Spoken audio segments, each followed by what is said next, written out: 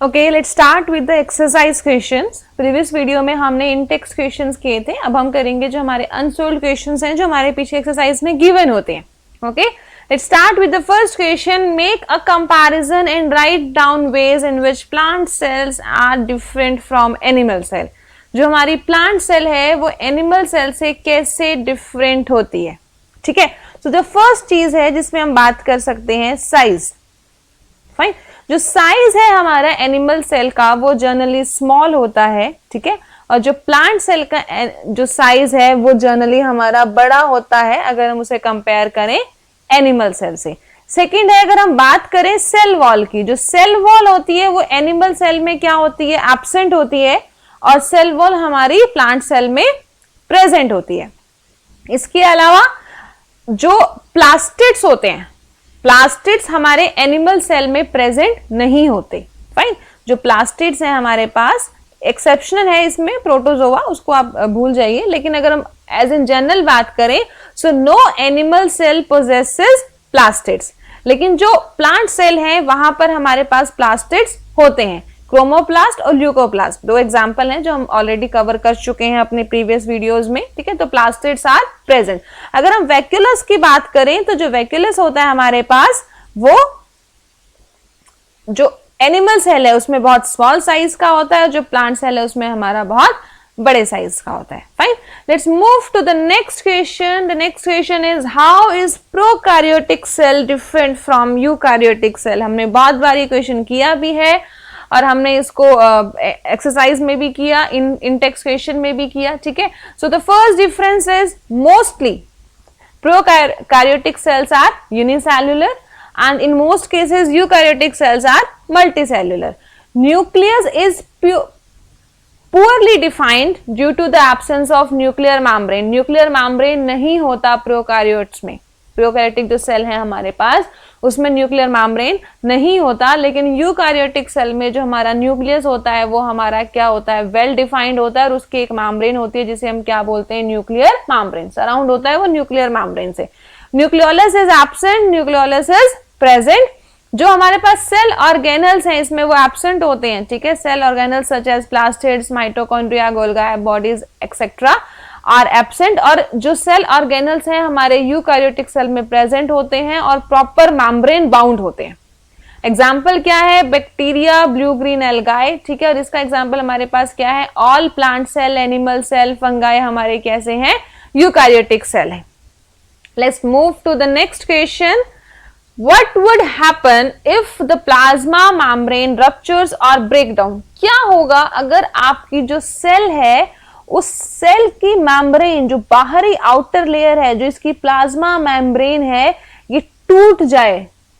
Fine, तो ये क्या कहता है कि अगर हमारी जो प्लाज्मा मेम्ब्रेन है, आपको याद हो तो हमने इसके बारे में एक वर्ड किया था कि जो प्लाज्मा मेम्ब्रेन होती है वो हमारी कैसी होती है, सेलेक्टिवली परमिएबल मेम्ब्रेन होती है, जो हमारी हेल्प करती है कि हमारी सेल से बाहर कौन सा सब्सटेंस जाएगा और सेल के अंदर कौन सा सब्सटेंस आएगा। ठीक है, तो अगर वो मेम्ब्रेन ही नहीं रही देन हु विल कंट्रोल कि बाहर क्या जाएगा और अंदर क्या आएगा। ठीक है, so if plasma membrane ruptures और break down then molecules of some substances will freely move in and out of the cell as plasma membrane acts as a mechanical barrier। एक मैकेनिकल बैरियर है जो exchange of material को perform नहीं होने देता अपनी मर्जी से। ठीक है, सो as plasma membrane act as a mechanical barrier, exchange of material from its surroundings through osmosis or diffusion in a cell won't take place। देखो, ना तो डिफ्यूजन होगा जो हमने किया था, जैसे हम कार्बन डाइऑक्साइड का केस किया था। ठीक है, ना तो डिफ्यूजन होगा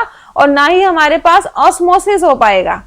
तो इसका मतलब क्या होगा, हमारे पास जो हमारे सब्सटेंसेस हैं वो ऐसे ही मूव करना शुरू करेंगे, कोई बैरियर नहीं होगा उन पे, तो कॉन्सिक्वेंटली जो सेल होगी वो हमारी मर जाएगी, क्योंकि कोई कंट्रोल ही नहीं रहेगा, कुछ भी अंदर जाएगा कुछ भी बाहर जाएगा। सो जो consequently the cell would die. Next question is what would happen to the life of a cell if there was no Golgi apparatus। Golgi apparatus, जल्दी से रिमाइंड करो कि इसका काम क्या होता है। गोल्गी apparatus का काम हमारे पास क्या होता है, स्टोरेज का, मॉडिफिकेशन का और पैकिंग का। ठीक है, सो ये क्या करता है, Golgi apparatus has the function of storage, modification and packing of the product in vesicles. अब हमारे पास गोल्गी apparatus तो है नहीं, ठीक है, जब हमारे पास गोल्गी बॉडीज है ही नहीं तो पैकिंग और डिस्पैचिंग करेगा कौन? तो इसका मतलब क्या होगा, if there were no Golgi bodies, packing and dispatching of material synthesised by the cell will be stocked. सब कुछ सेल में ही जमा होना शुरू हो जाएगा, कोई चीज हमारी सेल से बाहर जाएगी नहीं, ना तो इधर उधर मूव करेगी, ना एक पार्ट से दूसरे पार्ट में जाएगी, तो सब कुछ जो होगा वो हमारा सेल में स्टॉक होके रह जाएगा। Next question is which organelle is known as powerhouse of the cell and why? 1 mark question भी हमने किया था कि that mitochondria is known as the powerhouse of the cell, लेकिन क्यों? ये तो हमें पता है कि जो माइटोकॉन्ड्रिया है ये हमारा पावर हाउस होता है, हमारे पूरे सेल को एनर्जी यहीं से मिलती है, बिजली यहीं से मिलती है ना, एनर्जी यहीं से मिलती है, लेकिन क्यों? Because energy required for various chemical activities, देखो हमें एनर्जी चाहिए, बिना एनर्जी के तो आप कोई एक्टिविटी परफॉर्म कर ही नहीं सकते, ठीक है ना, because energy required for various chemical activities needed to support life, वो कौन रिलीज करता है? माइटोकॉन्ड्रिया रिलीज करता है। किस फॉर्म में? एटीपी के फॉर्म में। एटीपी की फुल फॉर्म क्या होती है?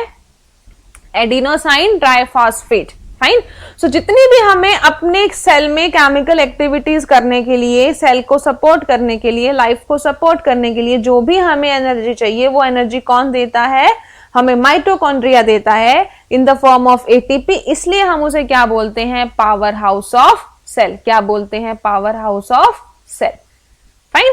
Next question is where do the lipids and proteins constituting the cell membrane get synthesised? अब हमने ये देखो, जो सेल मेम्ब्रेन है वो बनता किस किस से है? सेल मेम्ब्रेन दो चीजों से बनता है, पहली चीज लिपिड्स और दूसरी प्रोटीन। अब ये लिपिड और प्रोटीन हमारे सेल में कहां बनता है? लिपिड और प्रोटीन हमारे सेल में बनता है एंडोप्लाज्मिक रेटिकुलम में, ईआर में। अब ईआर भी हमारी दो तरीके की होती है, एक होती है हमारी स्मूथ और एक होती है हमारी rough. So lipids and proteins constituting the cell membrane are synthesized in endoplasmic reticulum. अब वो हमारे पास दो होती हैं, SCR और RER। जो स्मूथ एंडोप्लाज्मिक रेटिकुलम है helps in manufacturing of lipids, और RER जो थी हमारे पास, उसके ऊपर छोटे छोटे क्या लगे होते हैं? राइबोसोम्स। और राइबोसोम हमारे हेल्प करते हैं प्रोटीन सिंथेसिस में। Ribosomes are also known as protein factories, right? So RER has particles attached to its surface called ribosomes. These ribosomes are the site for protein synthesis. So lipids और protein दोनों हमारे cell में कहाँ बनते हैं? ER में, endoplasmic reticulum में। So how does an amoeba obtain its food? So amoeba जो है वो अपना खाना कैसे खाता है? वन वर्ड आंसर इस क्वेश्चन का हमारे पास क्या है? एंडोसाइटोसिस। ठीक है, हमने कवर भी किया था इसे, एंडोसाइटोसिस। तो अमीबा क्या करता है? अमीबा अपना फूड एनगल्फ करता है with the help of the process of endocytosis. अब एंडोसाइटोसिस क्या होता है? जो मेम्ब्रेन होती है अमीबा की वो बहुत फ्लेक्सिबल होती है, ठीक है। तो क्या करती है, धीरे धीरे ये जो फूड हमारे पास आएगा, फूड पार्टिकल को सराउंड करना शुरू कर देगी, ठीक है, और फिर धीरे धीरे क्या करेगी, इसको अपने अंदर एनगल्फ कर लेगी।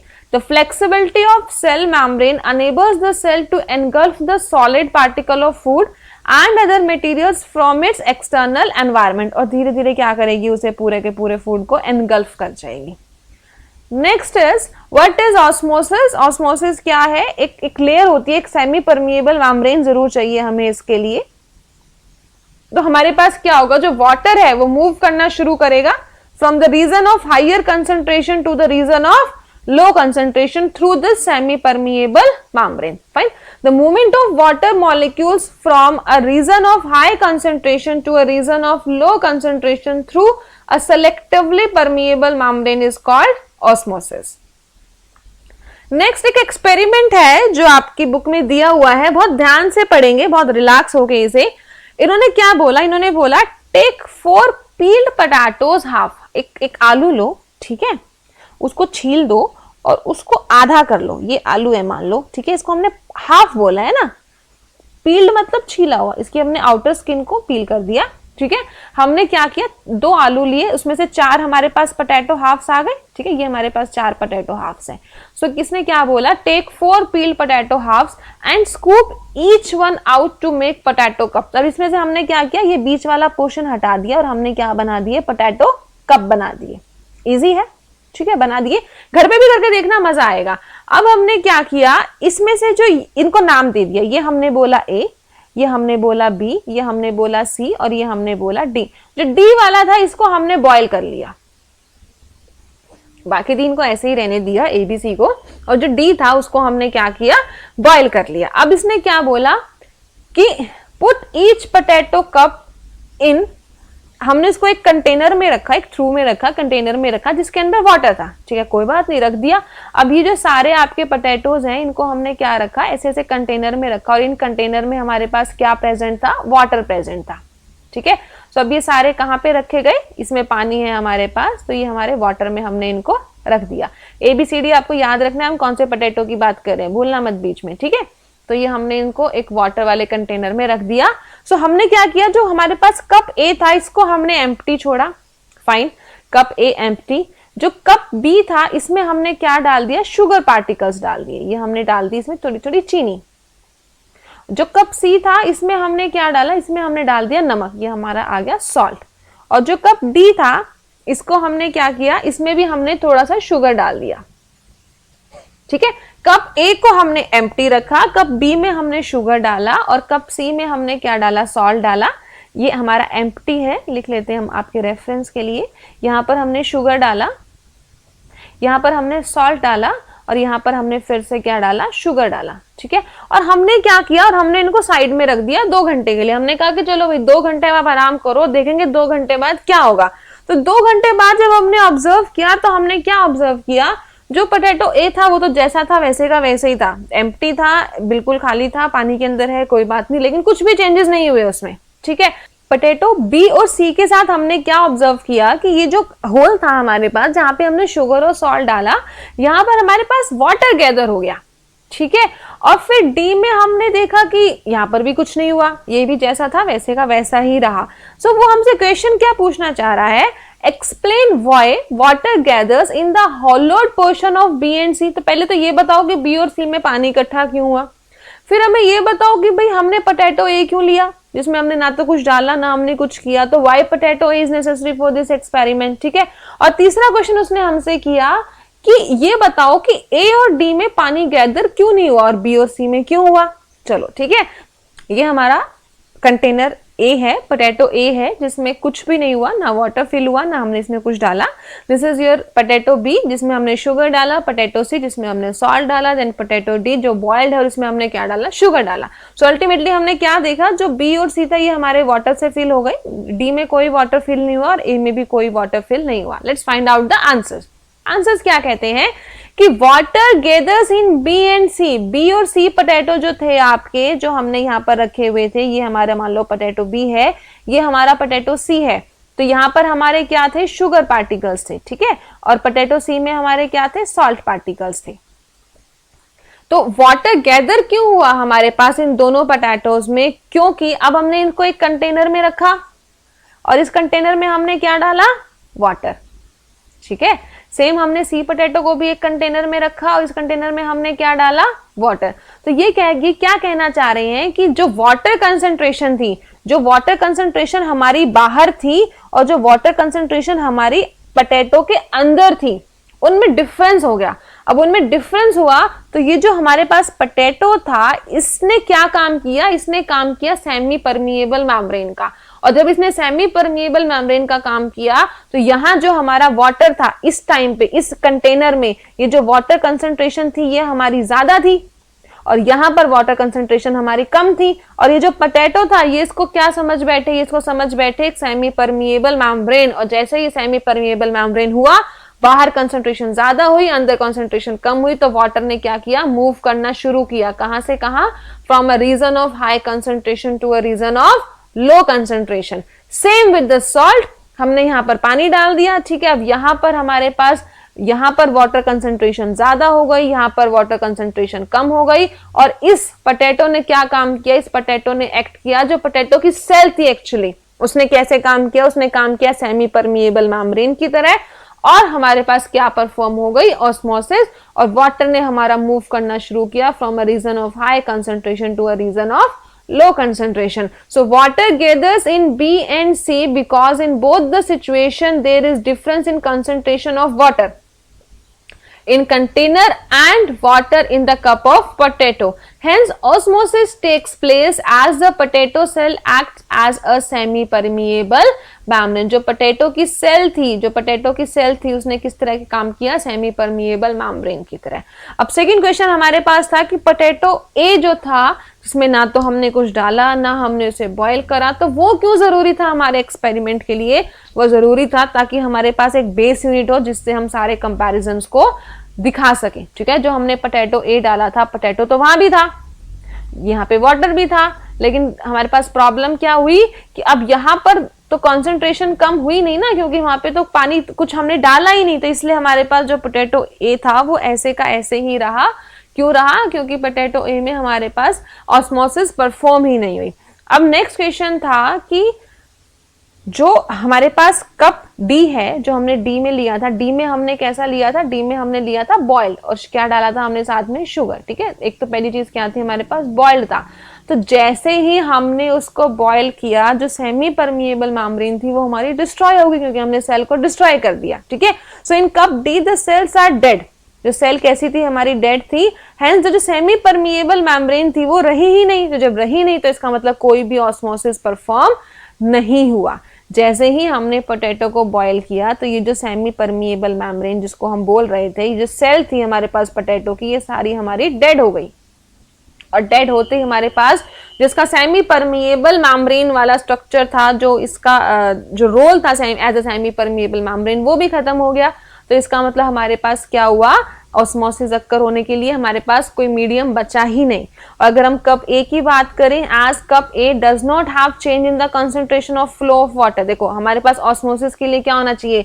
यहाँ कंसंट्रेशन ज्यादा होनी चाहिए, यहाँ कंसंट्रेशन कम होनी चाहिए, लेकिन हमारे पास क्या हुआ कि हमारे पास कुछ था ही नहीं ऐसा। ठीक है, हमारे पास वाटर की कंसंट्रेशन चेंज हुई नहीं, तो इसलिए ऑस्मोसिस हमारे पास अक्कर हुई नहीं। ठीक है, सो ये हमारे पास लास्ट क्वेश्चन था आपके एक्सरसाइज का। This is done. We are done with your first chapter of biology, that is the fundamental unit of life। और इसका आंसर हमारे पास क्या है? सेल। सेल हमारी क्या है? फंडामेंटल यूनिट ऑफ लाइफ है।